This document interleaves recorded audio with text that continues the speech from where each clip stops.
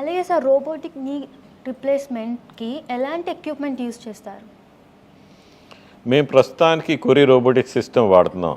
ఇది 2019లో Smith and Nephew company develop చేసింది. This is the most advanced robotic system, అంటే orthopaedic robotic system presently existing in the world.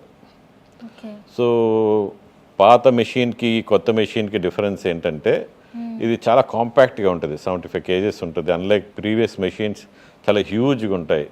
ఇవి ఒక operation theatre నుంచి ఒక ఆపరేషన్ థియేటర్ షిఫ్టింగ్ కానీ తర్వాత హ్యాండ్లింగ్ కానీ చాలా ఈజీగా ఉంటుంది.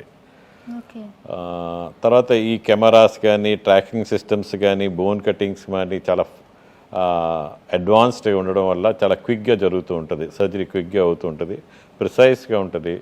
తర్వాత మోకాళ్ళ మార్పిడియే కాకుండా పార్షిక్ మోకాళ్ళ మార్పిడి, తర్వాత రివిజన్ అంటే రెండోసారి మూడోసారి చేయాల్సిన రివిజన్ సర్జరీస్ కానీ హిప్ రీప్లేస్మెంట్స్ కానీ అన్ని సర్జరీస్కి ఈ కొరి మెషిన్ అనేది ఉపయోగపడుతుంది.